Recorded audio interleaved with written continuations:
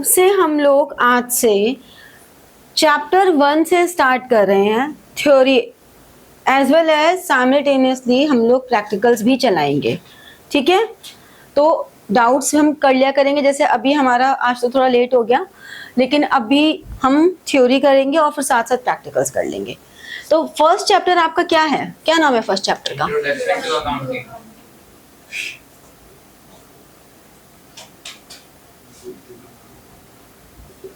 Introduction to accounting. अब ऐसा नहीं है कि हमने इस इंट्रोडक्शन टू अकाउंटिंग को कभी पढ़ा ही नहीं है, ऐसा बिल्कुल भी नहीं है कि ये चैप्टर कंप्लीटली अननोन है। आप लोगों ने इस चैप्टर का मोस्ट ऑफ द थिंग्स कर लिया है। ठीक है, फिर भी हम लोग साइमल्टेनियसली एक एक पॉइंट को लेके कवर करेंगे। जैसे कि अगर आपसे अकाउंटिंग की डेफिनेशन पूछी जाए तो आप मार्क करते जाओ अपनी बुक में, और हमेशा बुक में पेंसिल से मार्क करना चाहिए। Always use pencil to mark in the book. Harman, आपके पास है बुक टीएस ग्रेवाल? ऑर्डर की हुई है 2 दिन पहले। ठीक है, तो मैं पीडीएफ बना के ग्रुप में डालवा दूंगी। ठीक है, अभी तुम सुन लो, कौन ले रहा है ड्यूटी इस चैप्टर की पीडीएफ बना के ग्रुप में डालने की? फर्स्ट चैप्टर की नव्या ले रही है, और सेकंड चैप्टर कौन डालेगा? तुम डालोगे पक्का? आज की डेट में डल जानी चाहिए। और थर्ड चैप्टर कौन डालेगा? तो ठीक है, 3 चैप्टर्स डाल दो, तब तक तो बुक आई जाएगी। ठीक है, फर्स्ट 3 चैप्टर्स की पीडीएफ बना के डाल देना। हाँ, अकाउंटिंग इज अ सिस्टमैटिक, जिनके पास नहीं है बुक मैं बोल के पढ़ के सुना भी रही हूँ। Accounting is a systematic process of recording, classifying. अब देखो क्या क्या बातें निकल कर आ रही हैं। सिस्टमैटिक, एक तो सिस्टमैटिक रिकॉर्ड है, ठीक है। दूसरा सिस्टमैटिक रिकॉर्डिंग है, क्लासिफाइंग है।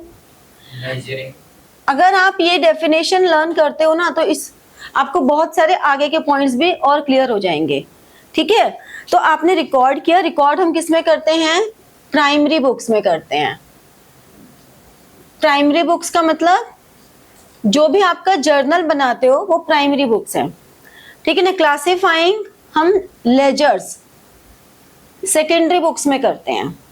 ठीक है।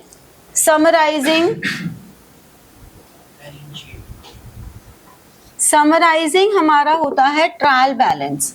This is a summary of all ledgers, जितने भी लेजर्स हैं उनकी समरी होती है ये समराइजिंग। एनालाइजिंग एंड इंटरप्रिटेशन,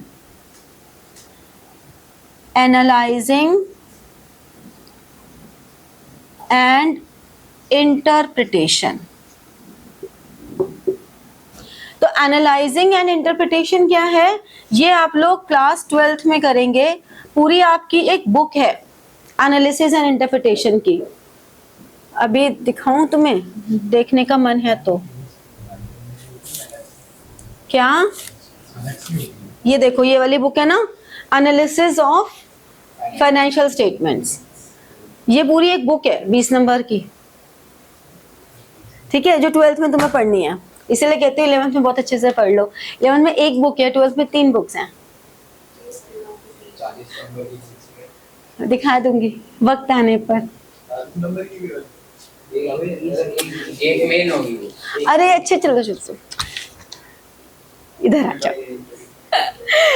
तो इसमें हमें कहते हैं accounting is a systematic process of recording, classifying, summarizing, analyzing and interpreting the financial transactions। important क्या है कि financial transactions, financial मतलब जो भी monetary transactions हैं उनके बारे में हम बात कर रहे हैं।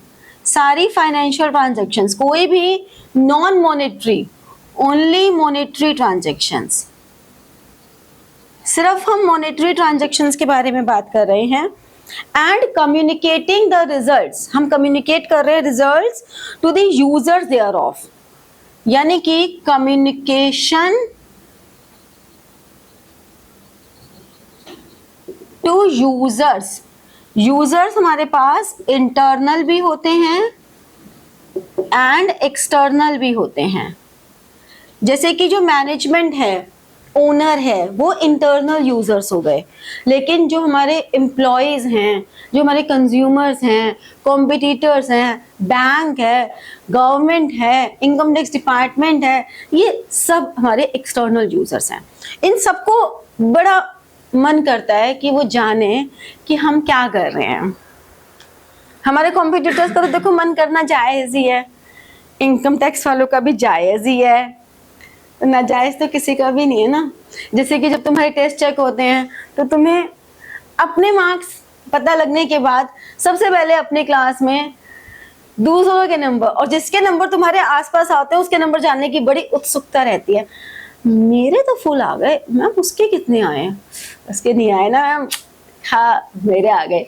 मतलब क्या है कि तुम को पता है कि जो तुम्हारा कॉम्पिटिटर है तुम्हें उसके बड़े इच्छा रहती है जानने की। तो बात वही होती है कि सबको, मेरे को भी बड़ी इच्छा है तुम्हारे जानने की, तुम्हारे पेरेंट्स को भी बड़ी इच्छा होती है तुम्हारे नंबर जानने की।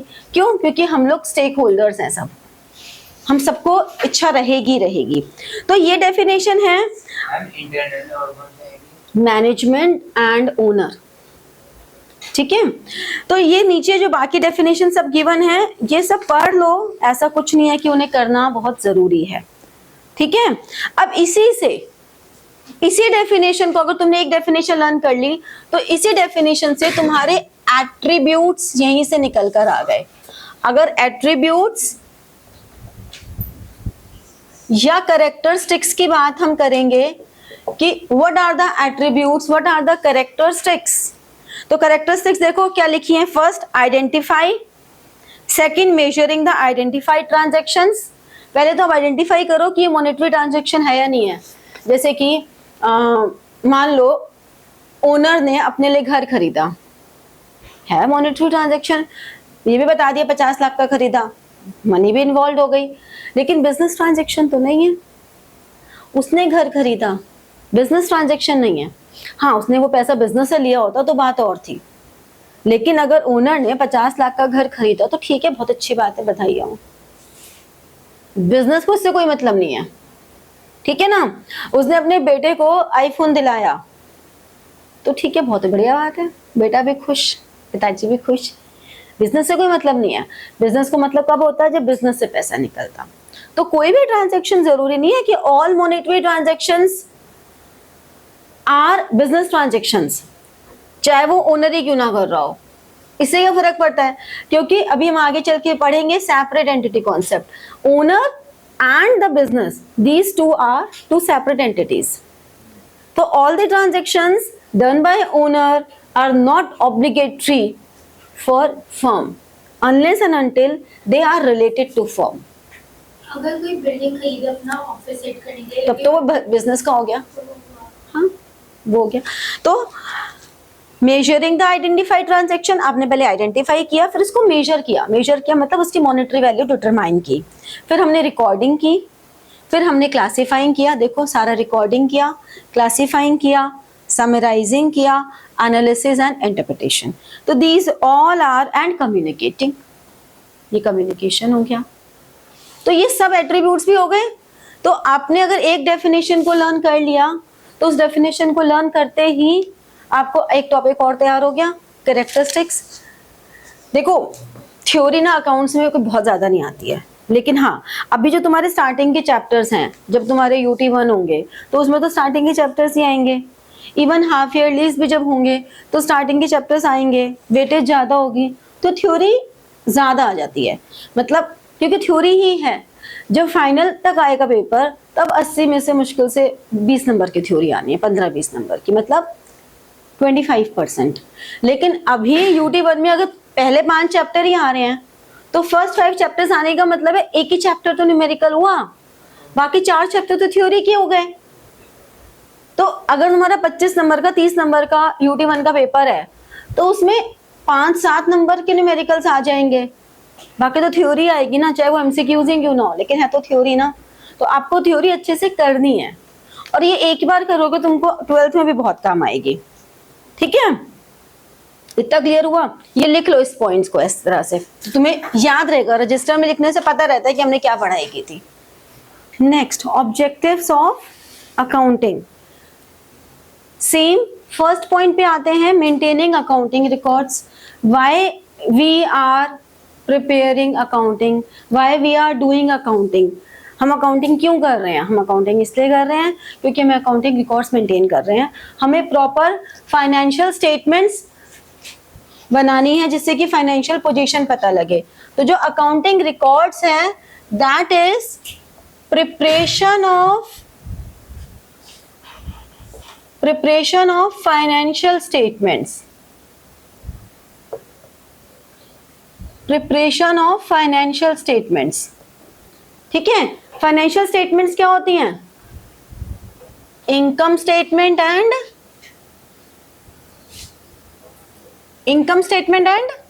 Balance sheet. जब भी आपसे पूछा जाएगा कि फाइनेंशियल स्टेटमेंट्स क्या है, तो हम कहते हैं financial statements are income statements and balance sheet. तो आप क्या बोलोगे कि अकाउंटिंग रिकॉर्ड्स को मेंटेन करना। क्यों मेंटेन कर रहे हैं हम accounting records? So that true profit और लॉस हमें पता चले। तो ये जो इनकम स्टेटमेंट है, इससे हमें ट्रू प्रॉफिट और लॉस पता लगता है कि what is actual profit, actual loss. जानना क्यों जरूरी है? हमें प्रॉफिट और लॉस जानना क्यों जरूरी है? क्या जरूरत क्या है? करते रहो काम, करते रहो काम, कर्म किए जाओ फल की चिंता मत करो, ऐसे ही कहा जाता है कुछ। बट हम तो कर्म भी करेंगे और फल की चिंता भी है, ये फल भी हमें चाहिए।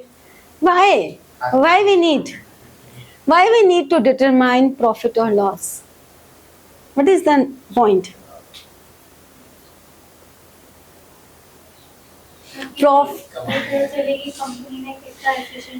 Profit is to meet the expenses, to control expenses and to run business.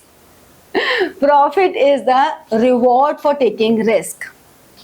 ठीक है, आपने रिस्क उठाया है, बिजनेस ओपन किया है, आपने एंटरप्रेन्योर बने हो, तो वो जो रिस्क आपने लिया है उसका रिवॉर्ड आपको प्रॉफिट है। And business is an economic activity, this is for earning livelihood.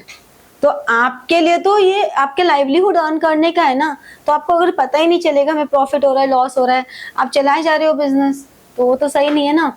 ऐसे ही फाइनेंशियल पोजीशन, ये जो बैलेंस शीट है, इससे हमें फाइनेंशियल पोजीशन पता लगती है। Financial position means what is the status of assets and liabilities as on a particular date. एक पर्टिकुलर डेट पर हमारे असेट्स एंड लायबिलिटीज की क्या पोजीशन है, ठीक है। नेक्स्ट, फैसिलिटेटिंग मैनेजमेंट, मैनेजमेंट को फैसिलिटेट करते हैं फॉर पॉलिसी मेकिंग, क्या पॉलिसी उन्हें बनानी है, फॉर पॉलिसी मेकिंग।